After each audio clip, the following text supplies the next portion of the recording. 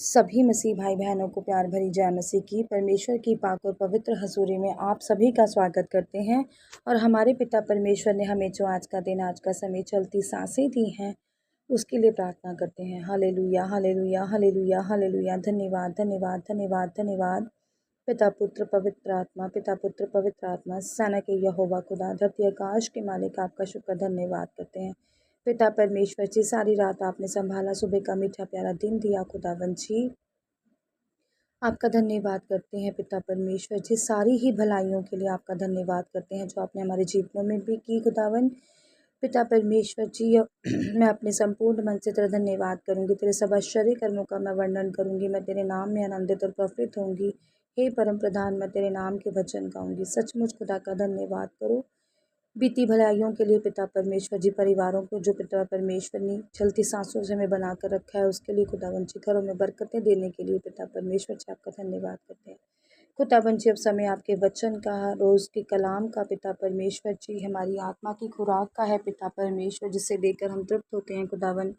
हमारी आत्मा की खुराक आपके वचन पिता परमेश्वर जी, जिनको चलकर पिता परमेश्वर जी हम नए हो जाते हैं खुदावन। अपने बीते पाप गुनाह पिता परमेश्वर जी, आपके वचनों के आधार पर हम भूल जाते हैं पिता परमेश्वर जी। आपके वचन हमें सच्ची शांति प्रदान करते हैं खुदावन जी, हमें माफ़ी देते हैं मेरे खुदावन जी। आपके कलाम में लिखा है, माफ़ करो तो तुम्हें भी माफ़ किया जाएगा मेरे खुदा।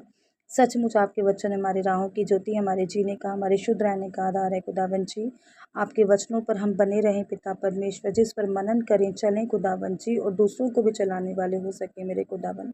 पिता परमेश्वर जी, आपके वचनों के द्वारा हम बचाए जाएं मेरे खुदावन। प्रार्थना यीशु नासरी के जीवते नाम में मांगते हैं, आमीन, आमीन और आमीन। आज मैं आपके लिए लेकर आई हूँ मरकुस 10 की 13 से 16 नंबर आयत तक, जिसका टॉपिक है बालकों को आशीर्वाद।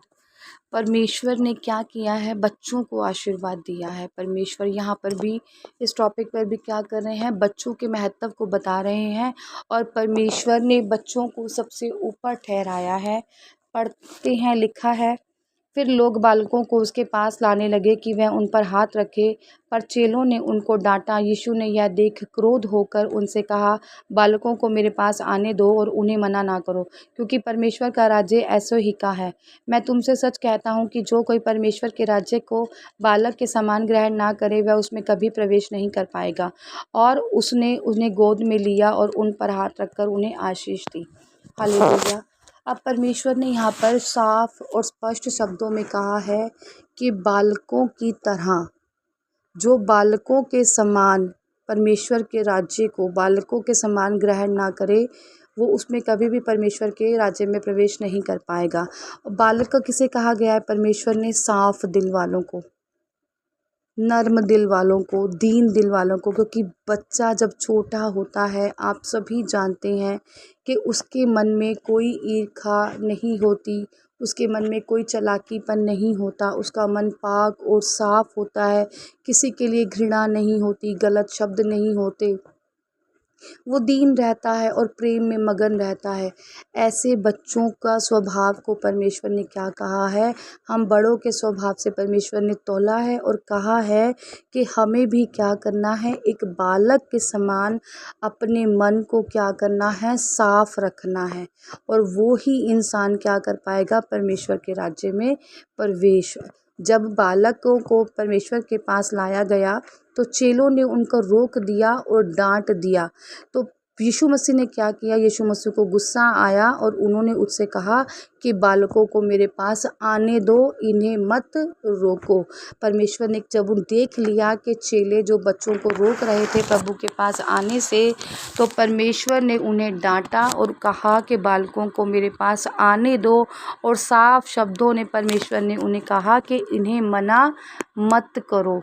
ये जो छोटे बच्चे होते हैं वो क्या होते हैं, वो मन के बिल्कुल पाक और साफ होते हैं। उन्हें कुछ भी पता नहीं होता है कि हम कहाँ जा रहे हैं, किससे बात कर रहे हैं, क्योंकि वो क्या होते हैं, दिल के साफ।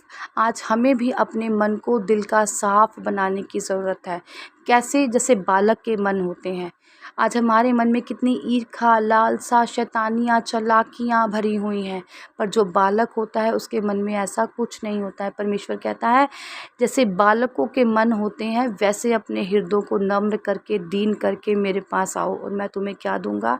आराम दूंगा। सचमुच परमेश्वर ने कहा है कि मेरा जो राज्य है वो ऐसे ही लोगों का है और ऐसे ही लोग उसमें वास कर पाएंगे। अब आप देख लो, अपने बच्चे से अपनी तुलना कर लेना कि आपका स्वभाव कैसा है और बच्चे का स्वभाव कैसा है।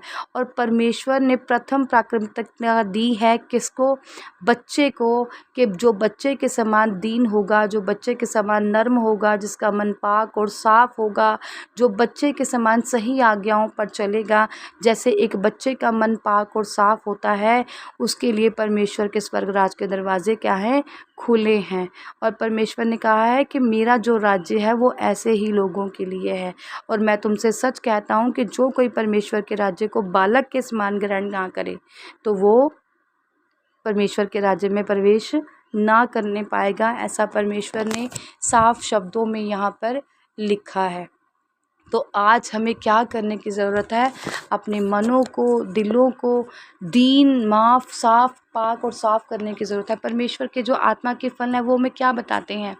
वो भी हमें यही बताते हैं क्या? सबसे पहला क्या? कि प्रेम करो, भलाई करो, विश्वास करो। अब बालक कैसे विश्वास कर लेते हैं? सबसे छोटा सा कोई टॉफ़ी भी पकड़ाए तो वो विश्वास कर लेते हैं उनके पास। ऐसे ही जब कोई आपको छोटा सा वचन भी सुनाए ना, कहे कि मेरे पास आ, मैं तुझे वचन देता हूँ, और जब वो वचन आपको शांति दे तो समझ जाओ कि आपकी परमेश्वर की बुलाहट है। और क्या कहा है कि दीन हो जाओ, नर्म हो जाओ। बालक कैसा होता है? दीन। उसे कुछ पता नहीं होता, उसे जहाँ कहो बैठ जाओ तो वो बैठ जाता है। वो नहीं कहता कि मैंने यहाँ नहीं बैठना, मैंने वहाँ नहीं बैठना। नर्म होता है, कोमल होता है उसका मन। उसके मन में कोई अपराध वाली भावनाएं नहीं होती हैं, कोई हीनता वाली भावना नहीं होता है। वो भलाई ही करना जानता है। उसे प्यार से कहो तो वो किसी भी दे जाता है, भलाई के काम ही वो जानता है करना। ऐसा परमेश्वर ने हमारे मनों को करने के लिए कहा है कि विश्वास करो, प्रेम करो, आज्ञाकारी में रहो। हालेलुया। और परमेश्वर के आत्मा के फलों से भरो। और परमेश्वर ने उस बालक को क्या किया? गोद में लिया और उन पर हाथ रखकर उन्हें क्या दी? आशीष दी कि इन बालकों के समान क्या है? परमेश्वर का राज्य। हालेलुया। तो सचमुच परमेश्वर हमें यही सिखाते हैं कि हमें बालकों के समान क्या होना चाहिए? नर्म और दीन और प्यार करने वाला और भलाई करने वाला, सचमुच विश्वास करने वाला हमें अपना जीवन देना चाहिए।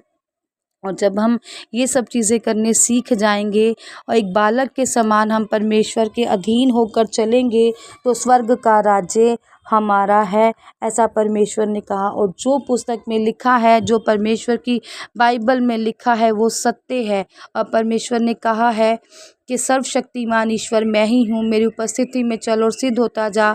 मैं तेरे संग वाचा बांधूंगा और तेरे वंश को अत्यंत बढ़ाऊंगा। सचमुच जीवता खुदा वंश को बढ़ाते हैं। जीवते खुदा अपनी आज्ञाओं पर चलने के लिए हमें कहते हैं। हमें ही परमेश्वर की आज्ञाओं को मानकर उस पर चलने की ज़रूरत होती है। जो आज इन आज्ञाओं को मानता है और मन बना लेता है कि हम इस पर चलते हैं, परमेश्वर की आशीष और बरकत उसकी ज़िंदगियों का हिस्सा है। आई होप कि आप सबको ये समझ आया होगा कि हमें बालक की तरह अपने मन को पाक और साफ़ करना है ताकि परमेश्वर के राज्य को हम क्या कर पाएँ? प्रवेश कर पाएँ। हालेलुया। और परमेश्वर हम सभी पर आशीष बरकत बरसाए, क्योंकि परमेश्वर ने कहा है कि जो मेरे पास आएंगे मैं उन्हें अनाथ नहीं छोड़ूंगा। परमेश्वर ने कहा है कि मैं तुम्हें कभी भी अनाथ नहीं छोड़ूंगा। परमेश्वर ने कहा मेरे पास आओ और मैं तुम्हें क्या दूंगा? आराम दूंगा। सचमुच जिंदा खुदा हमें आराम देता है। हालेलुया। सर्वशक्तिमान, आयु सब मिलकर प्रार्थना करते हैं। हालेलुया। सर्वशक्तिमान सेना के यहोवा खुदावन, जितने भी लोग आज आपके अधीन होकर बैठे हैं पिता परमेश्वर, आज सबकी आज प्रार्थनाओं को सुने पिता परमेश्वर जी। सब पर आपकी कृपा, आपकी दृष्टि पिता परमेश्वर जी हो मेरे यहोवा पिता। आपके पिता परमेश्वर जी दया इन पर उतरे पिता परमेश्वर जी। पवित्र आत्मा इनको छुए मेरे यहोवा पिता।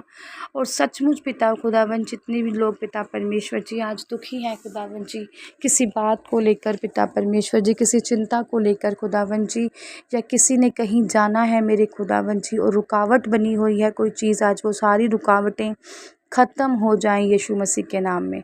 हालेलुया। सर्वशक्तिमान साना के यहोवा खुदा जी, प्रार्थना करते हैं पिता परमेश्वर, आज जितने भी जन आपकी हज़ूरी में बैठे हैं खुदावन जी, इन सब पर आपकी आशीष व बरकत हो खुदावन जी। आज सभी रुकावटें पिता परमेश्वर जी इनके जीवनों से दूर हो जाएं। आज जो भी इस प्रार्थना को विश्वास से सुने पिता परमेश्वर जी, उनके बंधन टूट जाएं खुदावन जी, उनसे बुराइयां दूर हो जाएं, उनके बिगड़े काम बने मेरे खुदावन जी। आज वो नए जीवन, नई ज़िंदगी को पा जाएं मेरे खुदावन। पिता परमेश्वर जी, आपकी आशीष बरकतें आज इनको मिलें पिता परमेश्वर जी, और नया जीवन को ये पा जाएं पिता परमेश्वर मेरे खुदावन जी। आपकी कृपा, आपकी दया आज इन सब पर हो मेरे यहोवा पिता, और ये सब नए जीवन में डूब जाएं पिता परमेश्वर जी, और सारी कमियां घटियां इनके जीवनों से निकल जाएं पिता परमेश्वर, और ये सुख सुविधाओं को महसूस करें, सच्ची शांति को महसूस करें। यीशु मसीह के नाम में हम मांगते हैं, आमीन, आमीन और आमीन। आज की इस प्रार्थना सभा को सुनना आप सभी के लिए आशीष और बरकत का कारण बने। अगर आप भी सिस्टर मनप्रीत के साथ अपने परिवार की समस्याओं से संबंधित किसी भी प्रकार की बात करना या प्रार्थना करवाना चाहते हो, तो इस नंबर 6280896731 पर कॉल करके या व्हाट्सएप पर मैसेज करके अपनी प्रेयर रिक्वेस्ट को लिखवा सकते हैं। प्रेयर लाइन पर कॉल करने का समय सुबह 8 बजे से शाम 8 बजे तक का है। कृपया करके सुबह 8 बजे से पहले और शाम 8 बजे के बाद कॉल ना करें। धन्यवाद। सभी को प्यार भरी जय मसीह की।